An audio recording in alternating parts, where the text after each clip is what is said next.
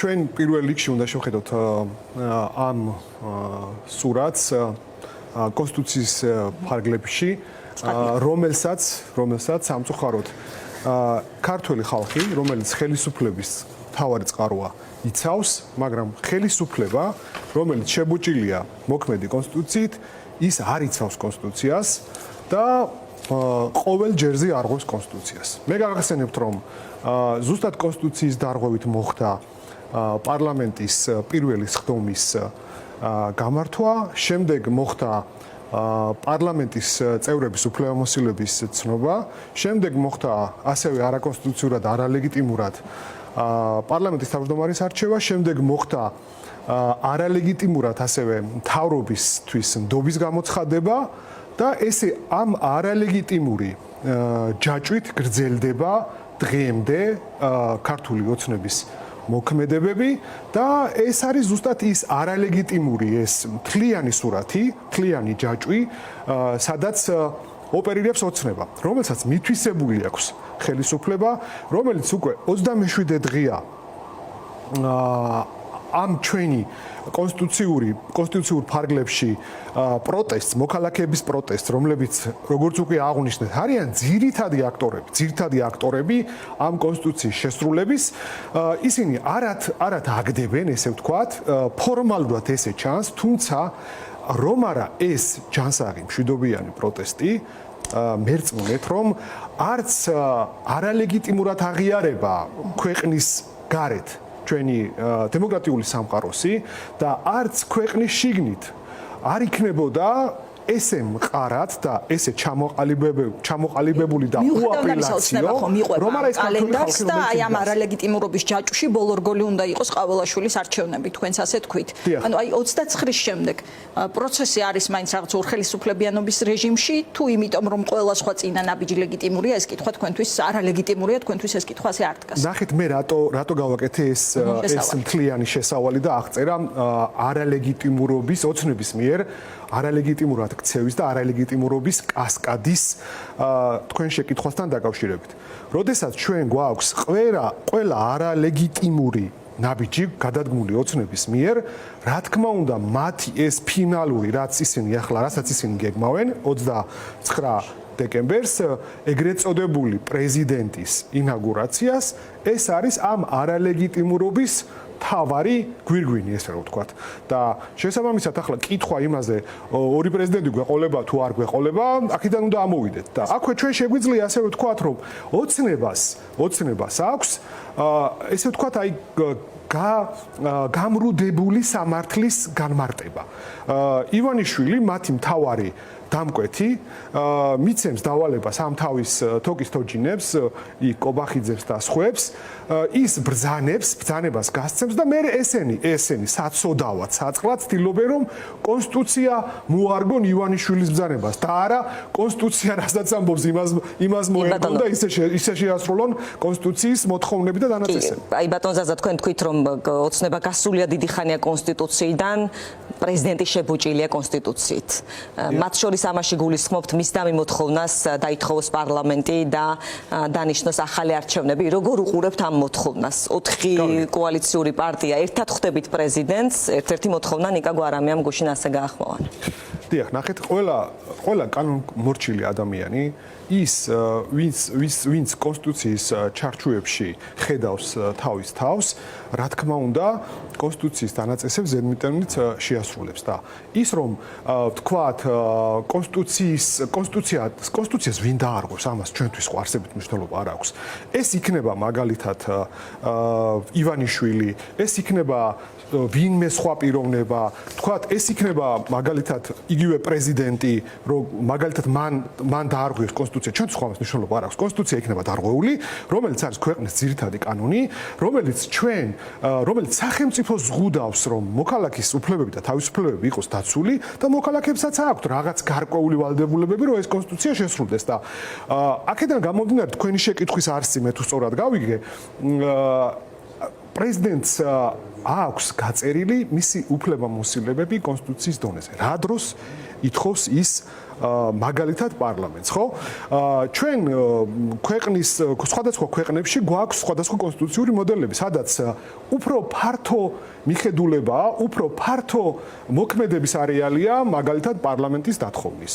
რაც სამწუხაროდ საქართველოს შემთხვევაში არ გვაქვს, ქართულ კონსტიტუციაში ეს ასახული არ არის და როდესაც აი ეს კონსტიტუციის ეს რედაქცია მუშავდებოდა, მეც გახდით იქ კონსტიტუციის ამ საკონსტიტუციო კომისიის ერთ-ერთი წევრი როგორც საკონსტიტუციო სამართლის თავმჯდომარე და თქვენ თუ ნახავთ და დაინტერესდებით, მე ამ კონსტიტუციას თავის დროზე არ მივეცი ხმა. იმიტომ კი არა რომ თქვა ყველაფერი არ მომწონდა ამ კონსტიტუციაში.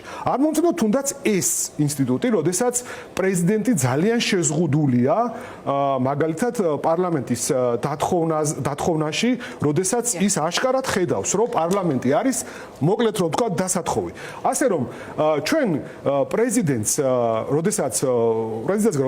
როცა ვითხოვთ რომ მან პარლამენტი, ეს პარლამენტი, რომელიც ჩვენ არ მოგწონს, რომელსაც ჩვენ არ ვაღიარებთ, რომელიც ჩვენ მომთ რომ ეს არ არის ლეგიტიმური, ეს დაითხოვს, ამას უნდა გქონდეს კონსტიტუციური საფუძვლები, რომელიც სამწუხაროდ არ აქვს და ჩვენ თუ საფუძვლების გარეშე ამას გავაკეთებთ, პრეზიდენტს თუ ამას გავაკეთებიებთ, ამ პრეზიდენტს უბრალოდ ამას თუ გააკეთებს, მაშინ წინააღმდეგობაში მოვა კონსტიტუციასთან და რა მნიშვნელობაა კონსტიტუციას ივანიშვილი დაარღვევს და მისი არალეგიტიმური ჯგუფი თუ პრეზიდენტი. გასაგებია, მაინც რითხსნით ოცნების განცხადებებს სწორედ ამ თემაზე, რომ თითქოს ზურაბიშვილი სწორედ ამას აპირებს და ეს იქნება სისხლის სამართლის დანაშაული და გისოსებს მიღმან, გისოსებს იქეთ. ანუ რაღაც უსიამოვნო მოლოდინია, გაფრთხილება, მუქარა თუ მართლა შეიძლება ვნახოთ ვითარება, სადაც ორი პატიმარი პრეზიდენტი გვეყოლება 29-ის შემდეგ. ჩვენ არაერთი ეთერი გქონია ამ სტუდიაში და მე ბევრჯერ მიპასუხი ამაზე, რომ ოცნების პროგნოზირება არის ძალიან უმადური საქმე. ერთ-ერთი საერთოდ პროგნოზირება არის უმადურია საქმე და მე კიდე ოცნების პროგნოზირება არის ძალიან უმადური საქმე, იმიტომ რომ ოცნება იმართება ერთი ადამიანის მიერ, რომელიც რაღაც პარალელურ სამყაროში ცხოვრობს თითქოს და მისთვის ეს რეალობა არ არის ანუ მისი რეალობა ეს არ არის, ის რაღაც სხვაგან არის და ის ადამიანები, რომლებიც 100,000-ობით განან ქუჩაში, რომელიც 27 დღეა უკვე აპროტესტებენ იმას, რომ არჩევნები მოიპარა ამ ერთმა ადამიანმა, ივანიშვილმა, რომელმაც გაყალბების გზით, მოსყიდვის გზით, ახლა უკვე ადამიანების ცემის გზით, რომელსაც ყავს თავისი პირადი პატიმრები, ეს ადამიანები, რომლებიც დაკავებულები არიან და ახლა სასჯელს იხდიან საპატიმრო დაწესებულებებში, ისინი არიან ივანიშვილის პირადი პოლიტიკური პატიმრები. ეს მოკლე შეფასება შეიძლება ამის და თუ უფრო ცლად გვინდა ამის შეფასება, ეს არის ის ადამიანები, რომლებსაც არაადამიანურად მოეპყრნენ, როდესაც ისინი გამოხატავდნენ ჯანსაღ და მშვიდობიან პროტესტ კონსტიტუციურ ჩარჩოებში საქართველოს პარლამენტის წინ. როდესაც ისინი აწამეს და დაარღვიეს საქართველოს კონსტიტუციის მე-9 მუხლი, სადაც არ შეიძლება არაადამიანური მოპყრობა და წამება. ეს ყველაფერი დევს ხელის გულზეა, ეს არსად არ წავა. ეხლა დღეს და ხვალ თუ რაღაც დროს წელავს და ივანიშვილი ამას თავს არიდებს, არსებობს ასევე საერთაშორისო მექანიზმები, მაგალითად ეს ნაწილი გასაგებია კითხვა პრინციპში კარტია ევროპული მესამე მუხლი, რომელიც იგივეს იმეორებს და აუცილებლად მოეთხოვება მას პასუხი ამ ადამიანების წამებისთვის და მათ მიმართ არაადამიანური მოპყრობისთვის. აუცილებლად ამას გარწმუნებთ მე. ეს უბრალოდ დროის ამბავია და არავის არ ეგონოს, რომ ეს დიდხან გაგრძელდება. კი, კითხვასთან მინდა დაგაბრუნოთ, ანუ ქართული ოცნება რატომ ახმოვანებს ამ შიშს? თუ ეს შიშია, თუ რა არის, აი, როდესაც პრეზიდენტზე სალომე ზურაბიშვილზე ამბობს, რომ ხო, ციხეში გისოსებს მიღმა. ანუ როცა ივანიშვილი ნახავს, რომ საფრთხე არის რეალური, მაშინ არის სხვა გამოძახილი და ეს თოგისტოჯინები გამოლენ და იტყვიან ამ ივანიშვილის ნარატივს და როცა საქმე შედარებით არ არის ისე, არ ამბობენ ეს რაღაცებს და ახლა მაგათ საქმე არ აქვთ ესე დასამშვიდებლად მე თუ მკითხავთ და არა მარტო ჩემი აზრია ეს, როდესაც ისინი ჯერ შექმნეს ეს გლობალური ომის პარტია, ახლა ეს გლობალური ომის პარტია უკვე გადაიქცა deep state-ად და ეს deep state-ის შიშს ახლა თესავენ. სისტემინდა შემოვიტანთ, როცა საუბრობთ ამ ორ ხელისუფლებიანობაზე, ანუ აი ტექნიკურად როგორ წარმოგედგენიათ ორ პრეზიდენტიანობაზე, ასე ვთქვათ. 29 დეკემბრის შემდეგ სალომე ზურაბიშვილი ამბობს, რომ ის იქნება ისე პრეზიდენტი, განაგრძობს ხალხის სამსახურს თავის სიმბოლიკით, ატრიბუტიკით, ანუ როგორ წარმოგიდგენიათ ეს სულთან ტექნიკურად კონკრეტული კითხვებით, უნდა დატოვოს ათონელის რეზიდენცია, თუ არ ტოვებს რა ხდება, ან თუ ტოვებს რა ხდება, როგორ ინარჩუნებს ამ ლეგიტიმაციას ძალიან კონკრეტულ გადაწყვეტილებებში თარგმნილს. ნოდით ახლა ჩვენ ამას შევხედოთ, წმინდა სამართლებრივად შევხედოთ, იმიტომ რომ სხვანაირად ამას ვერ შევხედავთ, იმიტომ რომ დანარჩენი იქნება ახლა ჩემგან მკითხაობა, პრეზიდენტი რა გადაწყვეტილებას მიიღებს, თქვა 29 დეკემბრის მერე, თქვა დატოვებს ათონელის რეზიდენციას, თუ არ დატოვებს, ეს მისი გადასაწყვეტია, მაგრამ ჩვენ შევხედოთ ამას სამართლებრივად. ჩვენ უკვე ხაზი გავუსვით იმას, რომ არა ლეგიტიმურად არჩეული პრეზიდენტია, რომელიც აირჩია არალეგიტიმურად არჩეულმა პარლამენტმა და შესაბამისად ეს ინაუგურაცია, როდესაც ეგრეთ წოდებული ინაუგურაცია გაიმართება, ის იქნება არალეგიტიმური პრეზიდენტი. ამ დროს ჩვენ გვრჩება ერთადერთი ლეგიტიმურად არჩეული პრეზიდენტი, რომელსაც აქვს თავისი კონსტიტუციური ვადა. და შესაბამისად, ახლა ჩვენ დგებით დილემის წინაშე, ხო? სამართლებრივი დილემის წინაშეა. როცა ჩვენ გვყავს არალეგიტიმურად არჩეული პრეზიდენტი, ეგრეთ წოდებული პრეზიდენტი და რომელიც ყავს ლეგიტიმურად არჩეული პრეზიდენტი, რომელსაც კონსტიტუციური ვადა ეწურება მაშინ, როდესაც აი ისე უნდა დაუბრუნდეთ კონსტიტუციას. პირველი ახლად არჩეული პარლამენტის სხდომის გამართვიდან ირთვება 45-დღიანი ვადა და შესაბამისად ჩვენ თუ ვამბობთ, რომ ეს პირველი ახლად არჩეული პარლამენტის, ეგრეთ წოდებული პარლამენტის პირველი სხდომა არალეგიტიმურად მოხდა, გაყალბებული არჩევნებით, მიტაცებული არჩევნებით, ეს 45-დღიანი ვადა მაშინ როგორ აითვლებოდა თუ ის არალეგიტიმური იყო. ვადა გრძელდება მანამდე, ვიდრე ლეგიტიმურად არჩეული პერსონა არ შეცვლის. ეს მოცემულობა მაქვს, ნახეთ. თუ ჩვენ ვთანხმდებით, რომ ეს პრეზიდენტი არალეგიტიმურია, საუბრობთ ყაველაშვილზე, ამ შემთხვევაში ეს ხომ მიბმულია იმ კონსტიტუციის იმ დანაწესზე, რომელიც ამბობს, რომ 45 დღის ვადაში უნდა მოხდეს ეს ყველაფერი, ხო? თუ ეს არალეგიტიმურია, მაშინ ჩვენ გამოდის, რომ ეს ადამიანი არალეგიტიმური ადამიანის არალეგიტიმური ინაუგურაცია უნდა მოხდეს და რომელიც სამართლებრივ სივრცეში ვერ ექცევა. კი ბატონო, თუმცა სალომე ზურაბიშვილსაც ექნება ტექნიკურად ეს ვაკუუმია. კი ბატონო, კეთილი, სალომე ზურაბიშვილს აქვს წინადადებები, როგორ მივიდეს ახალ არჩევნებამდე ქვეყანა, ერთი გზა იცით ეხება ივანიშვილის დათანხმებას ამაზე, მეორე რეჟიმის ჩამოშლის შემდეგ ახალ არჩევნებამდე მისვლას, ამაზეც არსებობს შეკითხვები, თუმცა თქვენი პარტიის პოზიცია გვითხარით, როგორ ხედავს გახარიას გუნდი, როგორ უნდა მივიდეს ქვეყანა ახალ არჩევნებამდე?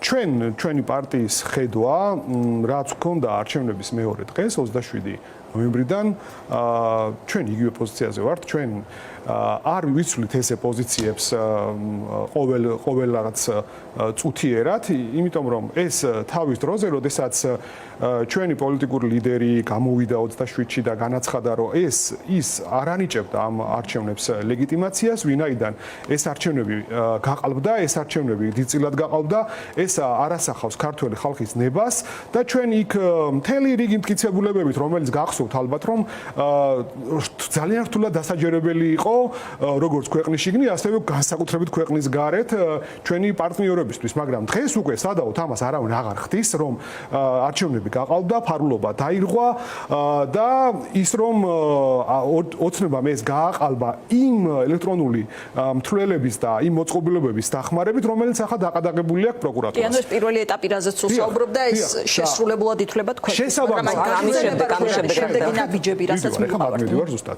ჩვენ არასდროს არ ვამბობდით იმას, რომ ჩვენი პოლიტიკური ძალა ემხრობა მოქმედი კონსტიტუციის ჩარჩოებიდან გასვლას, ჩვენ მოგწონს თუ არა ეს კონსტიტუცია, ეხლა ცალკეული ჩანაწერები, რომელსაც ჩვენ წეგან უკვე შევეხეთ, რომ რაღაც მოგწონს, რაღაც არ მოგწონს და შესაბამისად ჩვენ უნდა დავრჩეთ კონსტიტუციის ჩარჩოებში, რაც ნიშნავს მშვიდობიან, განგრძობად პროტესტს და დამერწმუნეთ, რომ ამ პროტესტმა, რომელმაც უკვე თავისი შედეგი მოიტანა, აუცილებლად მოიტანს იმ შედეგებსაც, რომ ივანიშვილი ივანიშვილს მოუწევს ახალი არჩევნების დანიშვნა და ჩვენ არ უნდა დავიღალოთ, რაც მას ჰქონდა ივანიშვილს თავის მიმართვაში, რომ ქართველი ხალხი დაიღლება და ის თავისას მიაღწევს, ჩვენ არ უნდა დავიღალოთ და შესაბამისად ამ არ დაღლით, ამ ჯანსაღი პროტესტით კონსტიტუციის ჩარჩოებში მშვიდობიანად ეს არის ზუსტად პირდაპირი სიგნალი, როგორც ქვეყნის შიგნით, ასევე ქვეყნის გარეთ ჩვენი სტრატეგიული პარტნიორებისთვის და მალე 20 იანვარით, რომელზეც ძალიან დიდ იმედებს ამყარებდა ოცნება და რომელმაც ეხება პრინციპში ხომ ბატონ ზაზა ჩვენი შეკითხვა, რომ ეს გასაგებია დიდი ხანია გვესმის, რომ მოუწევს ივანიშვილს აქამდე მისვლა აი ამ მშვიდობიანი პროტესტის შედეგად, მაგრამ როგორ არ ჩანს ხომ ჯერ ამის შედეგები? ნებისმიერ პროდასალურ თუ ევროპულ ქვეყანაში გასაგებია, რომ გამოსავალი კრიზისიდან ახალი არჩევნები იქნებოდა, მაგრამ ასხივებს ახლა ივანიშვილი რომ ახალ არჩევნებს დანიშნავს, კახარიას ფორმულა როგორია გითხარით? ჩვენ გითხარით, ჩვენი ფაზები გავაჟღერთ არაერთ გზის, რომელი ფაზებისიც ძალიან ეშინია ოცნებას თუ თქვენ გაიხსენებთ ამას. ანუ ჩვენ ვთქვით პირველი ფაზა, როდესაც იყო ამ არჩევნების, არალეგიტიმური არჩევნების არ აღიარების პოლიტიკა, როგორც ასეთი, ეს ფაზა უკვე დასასრულს უახლოვდება. თქვენ წარმოიდგენთ ეხლა წეგან, როდესაც ეს კითხვა დამისვით. და წარმოიდგენთ 27 ნოემბერს იმას, რასაც დღეს მივახციეთ, რომ აბსოლუტური დემოკრატიული სამყაროს წარმომადგენლები ქვეყნების დონეზე, იქ ევროგაერთიანების დონეზე, მოქმედი ამერიკის ხელისუფლება, ადმინისტრაცია და მომავალი ადმინისტრაცია არიან ყველა ერთ აზრზე, რომ ეს არჩევნები გაყავთ და ეს არჩევნები არასახავს ქართველი ხალხის რომ პირველი ფაზა წარმატებით წავიდა, ამიტომ გაგრძელებაზე მეტი გითხარით, ეკონომიკური კრიზისი და უსაფრთხოების კრიზისი, ამას ამბობს კახარია. დიახ, წარმოიდგენთ სანქციებს ამ დოზით ეხლა როგორც არის. მე ვფიქრობ, რომ ესეც კიდე ერთი ნიშანია იმის, რომ ქართველი ხალხის მშვიდობიანმა პროტესტმა თავისი შედეგი გამოიღო. და ახლა, როდესაც დასანქცირებულია, საერთოდ არ გვიხარია ჩვენის, რომ ჩვენი მოქმედი მინისტრი და მაღალჩინოსნები არიან დასანქცირებულები და მაგნიტსკის სხიაში არიან შეყვანილები. საერთოდ არ გვიხარია ეს და ეს ქვეყნისთვისაც არ არის კარგი, მაგრამ სხვა გზა მათ არ დაუტოვეს არ ჩვენ პარტნიორებს, არც ქართველ ხალხს, როდესაც ისინი ჯანსაღ პროტესტის თავისუფლებას და ამას ყველაფერს ცემატყებით, წამებით და არაადამიანური მოპყრობით პასუხობენ. ასე რომ ეს სანქციები გაგრძელდება და ამ სანქციების გაგრძელება გამოიღებს იმ შედეგს, როდესაც ივანიშვილი დანიშნავს ახალ არჩევნებს. დიდი მადლობა ზაზა თავაძე საუბრობდა ჩვენს სტუდიაში.